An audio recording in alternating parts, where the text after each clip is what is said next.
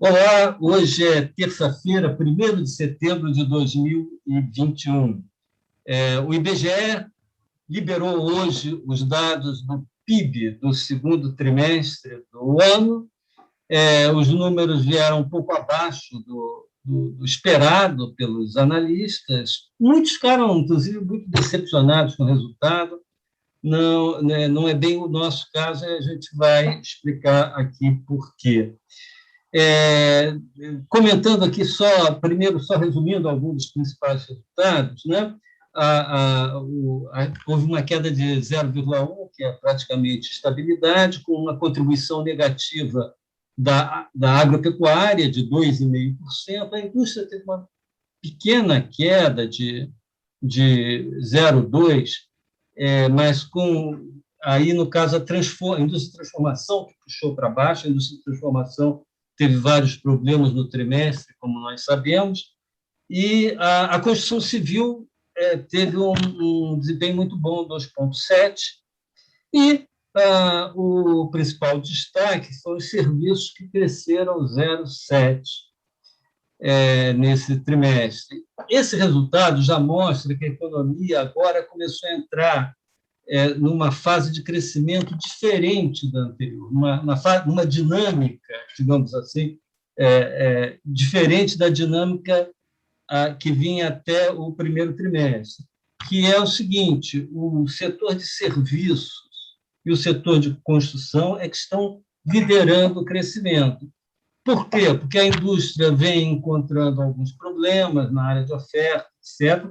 A indústria, aliás, já tinha crescido bastante no período anterior, e o setor de serviços está sendo beneficiado pela liberalização da economia, pela flexibilização, né, que resulta do crescimento da vacinação no país. Esse crescimento tem sido bastante rápido no período mais recente. Isso tem viabilizado o retorno de várias atividades no setor de serviços. A construção civil já vinha crescendo de antes, e aí por outras razões, mas o importante neste padrão de crescimento é notar, porque são dois setores que são muito intensivos em trabalho, né? E, como a gente sabe, um dos principais problemas até aqui é que o PIB voltou ao nível pré-pandemia, mas o emprego, ou a ocupação, melhor dizendo, ficou ainda muito aquém do pré-pandemia. Depois a gente pode comentar esses números. Então, esse crescimento liderado pelo emprego, pelo setor de serviços, pela construção, ele, embora até leve a uma queda da produtividade da economia, mas, por outro lado, tem esse efeito positivo sobre a ocupação.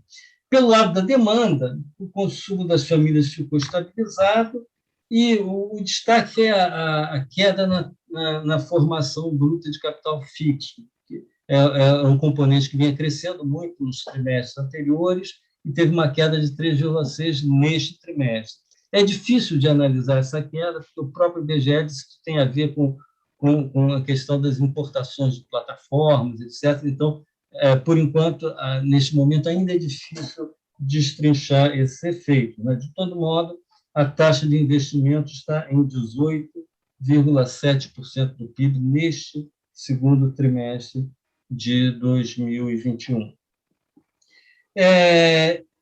O que eu queria... por fim, só para não deixar de comentar aqui o conjunto dos dados, no que se refere à demanda externa, né, as exportações cresceram bastante, as importações quase não cresceram. Então, está havendo aí uma contribuição positiva da chamada demanda externa, que é exportações menos importações, mas que também pode ter parcialmente a ver com aquele mesmo fenômeno que eu já comentei em relação aos investimentos. Eu acho que o mais... sim, um detalhe importante: a variação de estoques teve agora um papel negativo. Os estoques tinham crescido muito no trimestre passado, nesses decresceram, né? Isso até pode ser uma boa notícia, porque toda vez que os estoques caem, você tem um estímulo à produção para recomposição de estoques. Vamos, então, só pensar agora o que interessa. Na verdade, isso aí tudo é passado. Agora, o que interessa é o que vem pela frente, né? E nós achamos que o horizonte aqui, mesmo para esse segundo semestre, está bastante nebuloso. Vários fatores podem afetar positivamente e negativamente. Então, vou aqui só falar dos principais.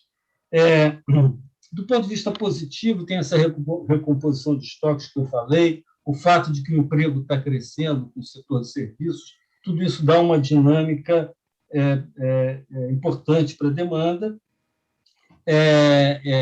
e o próprio avanço da vacinação, eu acho que tende a acelerar este processo. Então, eu acho que isso aí tem um ímpeto aí possível da economia, principalmente agora no terceiro trimestre, que deve contribuir para uma taxa positiva, que pode ser até uma taxa boa.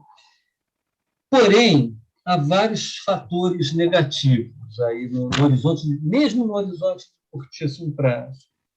Bom, primeiro é que essa alta da inflação vem corroendo o poder de compra da renda, né, dos salários, e, portanto, isso aí trava um pouco o consumo, né?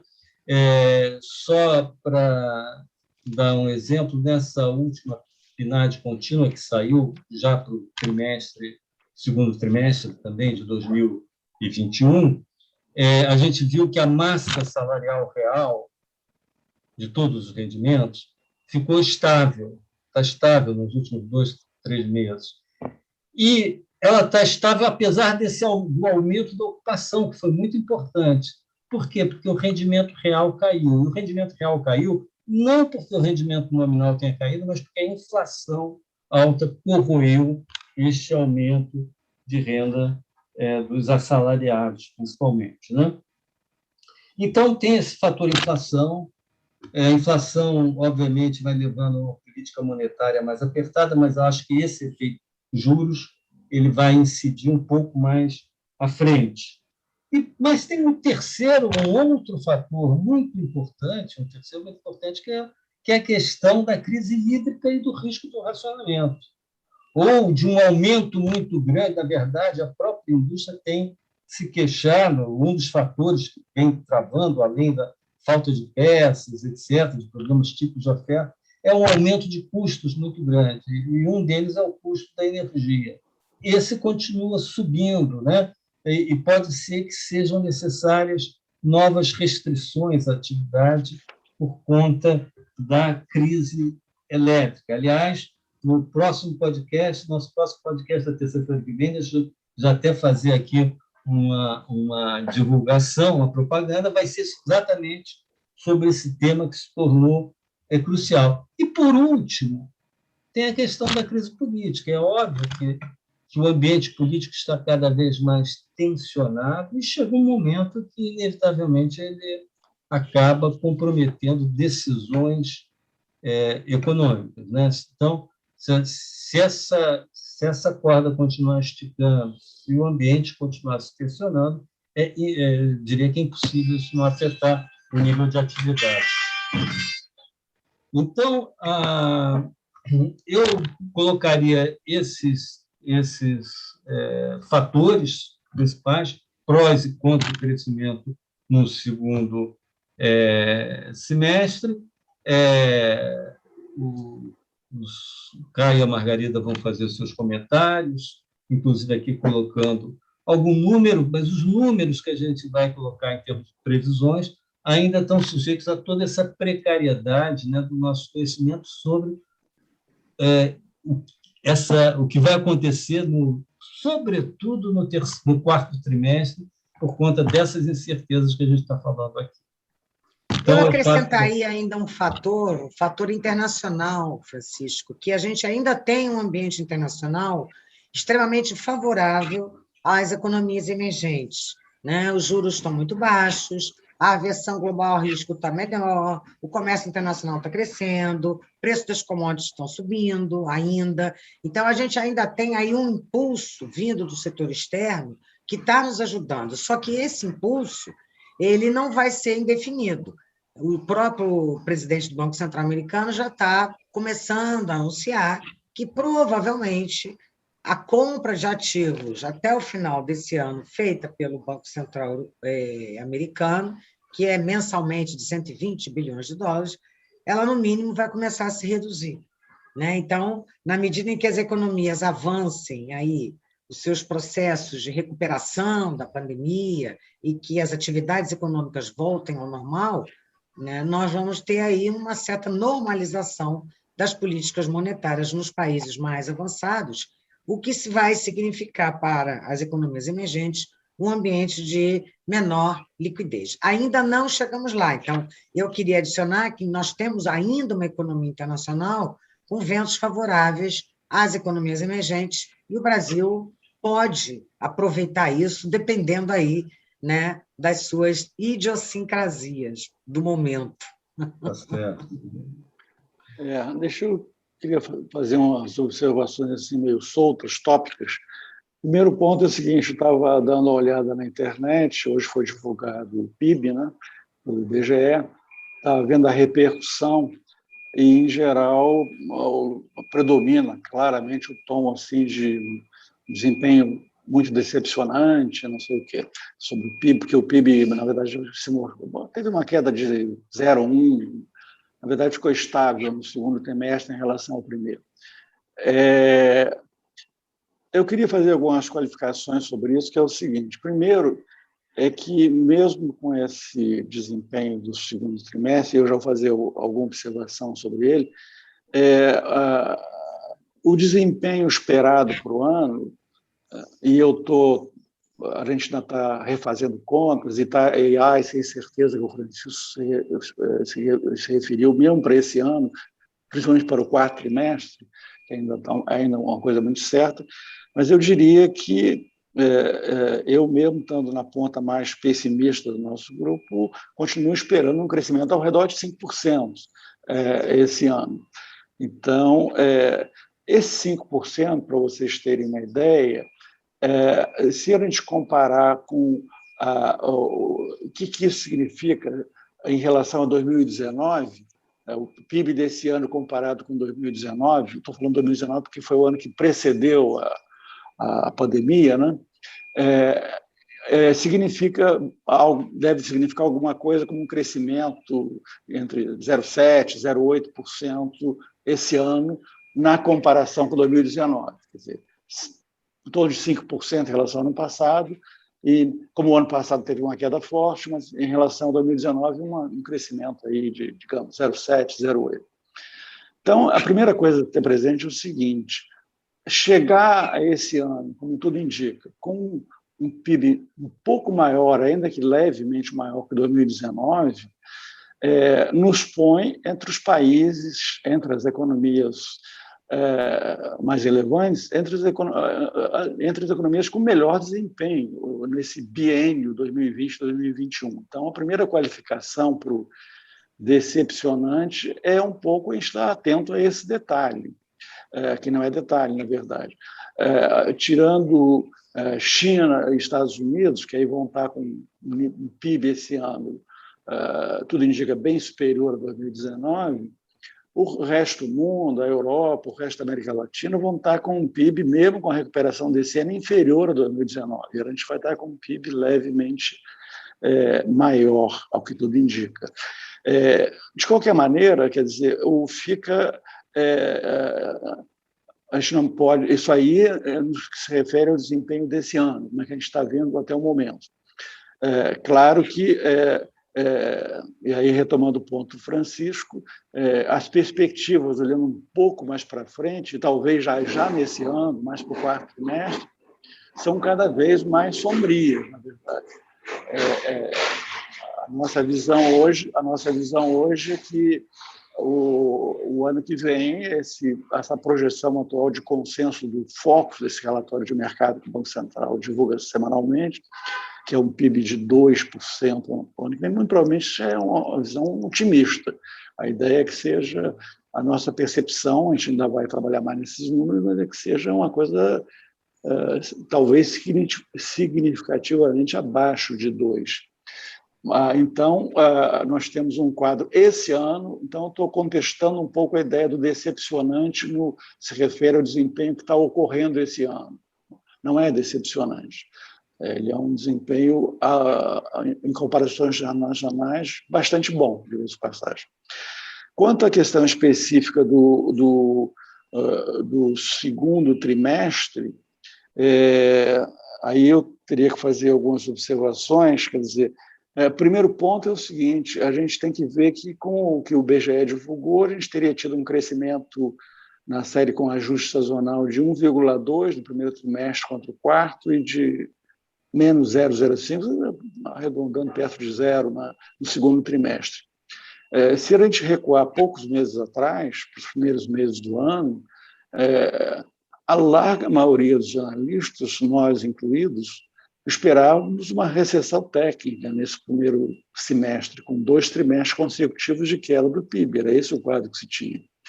Então, à luz dessa expectativa, esse desempenho, mesmo com essa não crescimento no segundo trimestre, está longe de ser um resultado negativo em relação ao que se esperava até pouco tempo atrás. Ainda sobre esse segundo trimestre, eu queria chamar a atenção para um ponto que é o seguinte. Nós temos indicadores mensais do PIB, né, que procuram replicar o PIB em bases mensais, o que está mais aderente ao PIB, até ele, que é o monitor do PIB, que, aliás, ele foi divulgado há pouco tempo atrás, poucas semanas, e foi muito próximo do resultado do PIB que foi divulgado pelo IBGE hoje, tanto para o comportamento no trimestre, quanto no trimestre imediatamente anterior, quanto na taxa de 12 meses contra 12, foi muito próximo. E, então, o que o monitor do PIB nos diz sobre a evolução recente do PIB quando a gente olha ele em bases mensais? É que, na verdade, a gente pode decompor esses primeiros 6 meses do ano, período de janeiro e junho, né, em 3 bimestres, na verdade. A gente tem um primeiro bimestre, janeiro e fevereiro, com um certo nível de produção, de PIB bom. Depois tem uma queda no bimestre março, abril, muito influenciada pelo agravamento da pandemia, foi o auge da pandemia, o que forçou a medidas de distanciamento social que afetaram a atividade econômica. Depois você tem, no período maio e junho, mais ou menos a volta ao patamar que você tinha no primeiro bimestre. E as indicações preliminares são de um crescimento no terceiro trimestre. Então, na verdade, essa comparação, quando a gente olha a seco, trimestre, o segundo trimestre contra o primeiro, parece um quadro de estagnação, que não é bem o que a gente estava verificando. A gente teve uma parada muito ligada ao agravamento da pandemia, uma recuperação que, ao que tudo indica, prossegue no terceiro. O quarto trimestre é uma grande incógnita, dada a piora em curso dos ruídos políticos, do quadro macro de modo geral, etc. Pode ser que não apenas bata mais pesado, como a gente espera no ano que vem, mas já tenha resquícios desse efeito negativo no quarto trimestre. A gente está trabalhando com essa hipótese. Então, esse é o quadro que eu queria chamar a atenção. Por fim, só para passar para a gente retomar aí o nosso diálogo, eu queria dizer, quando a gente olha mais para frente, aí sim os motivos são de muita preocupação, a gente tem que ter presente o seguinte, que esse desempenho da economia no biênio 2020-2021 é muito atípico por várias razões. Primeiro que a gente teve uma derrubada da economia por um fator totalmente extraeconômico, a pandemia, que principalmente no segundo trimestre do ano passado, derrubou a atividade econômica, né? Principalmente o setor serviços, foi o mais atingido.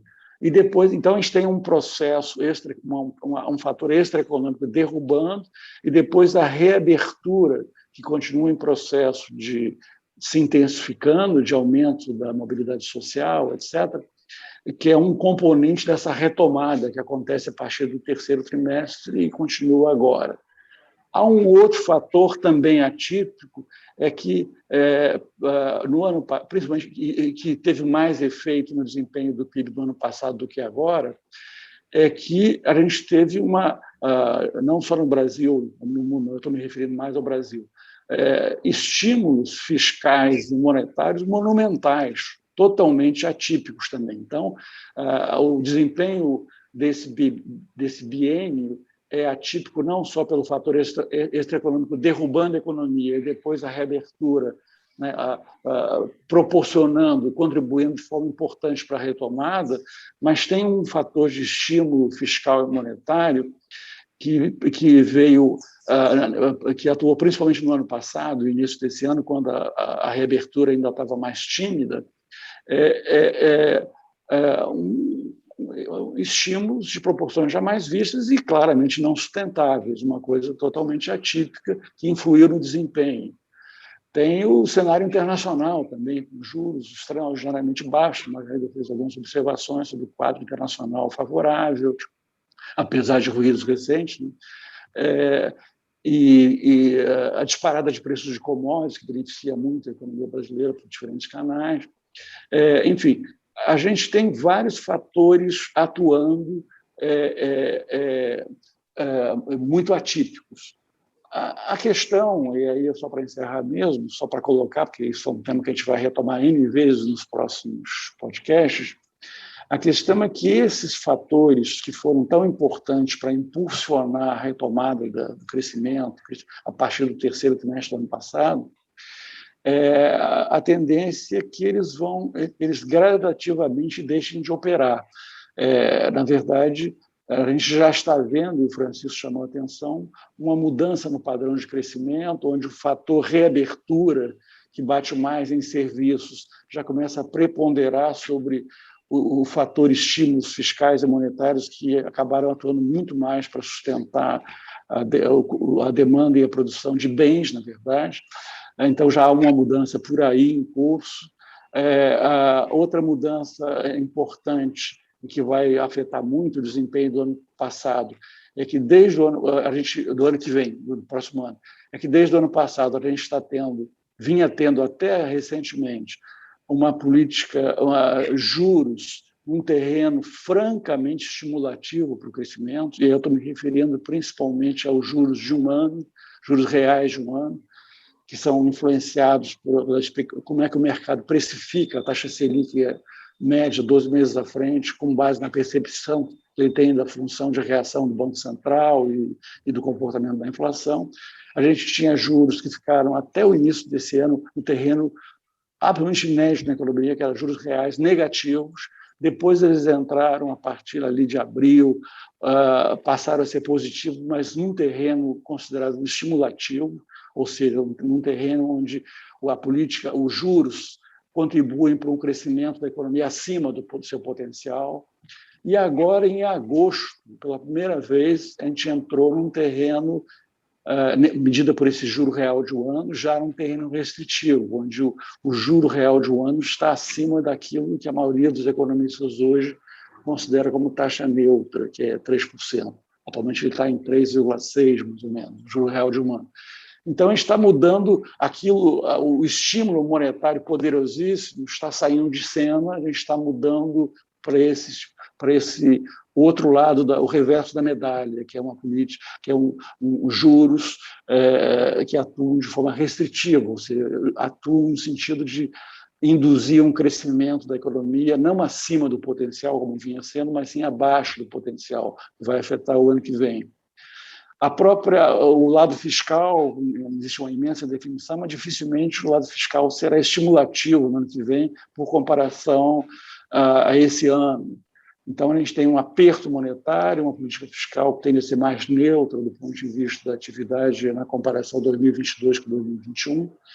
E tem um efeito da inflação, que o Francisco destacou, o efeito muito negativo sobre vários canais, a começar pelo efeito na massa de rendimentos reais.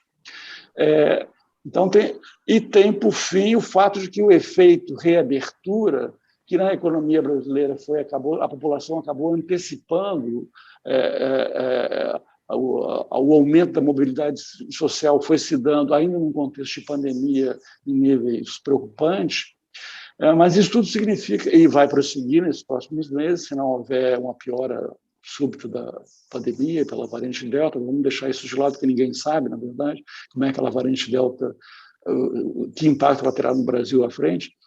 Mas o que eu estou querendo chamar a atenção é que o efeito reabertura, que é o que está hoje muito em curso, daí os serviços estarem puxando já o crescimento, é um efeito que tende a se concentrar muito nesse ano. Vai sobrar pouco do efeito positivo reabertura para o crescimento no ano que vem. Então, ano que vem, tudo passa a jogar meio contra. O efeito reabertura já terá ficado positivo, porque já terá ficado em boa medida para trás, a política monetária vai estar no terreno restritivo e não expansionista, o fiscal vai deixar de contribuir para acelerar o crescimento, é um quadro, a inflação muito alta, e provavelmente não vai ser nada trivial reduzir a inflação, que atualmente está acima de 9%, para perto de 3,5%, 4%, tem várias incertezas sobre a velocidade com que isso vai se dar. Então, a gente tem um quadro, e tem os ruídos políticos cada vez maiores no país. Então, a gente tem um quadro que é muito. Todos os fatores que a gente pode decompor, que foram contribuindo para esse bom desempenho, eu insisto, bom desempenho até agora da economia, da sua retomada a partir do terceiro trimestre do ano passado, eles estão em processo de reversão, estão em processo de deixar de operar ou operar ao contrário. Então, a gente está entrando num outro mundo muito pior para o crescimento. É essa a questão que a gente vai ter que retomar nos próximos podcasts.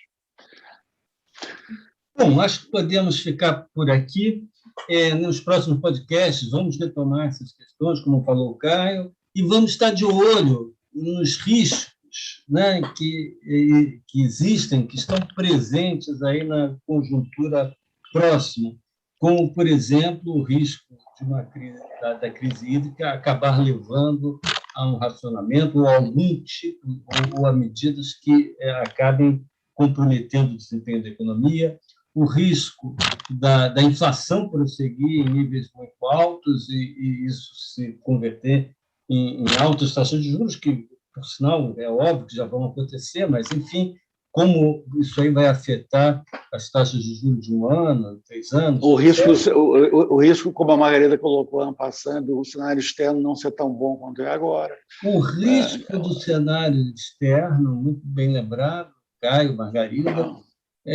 Enfim, vamos estar acompanhando isso nas próximas semanas, o que vai, então, a partir daí, permitir a gente ir calibrando as nossas projeções para o crescimento da economia. Ficamos por aqui. Até a próxima terça. Abraço a todos.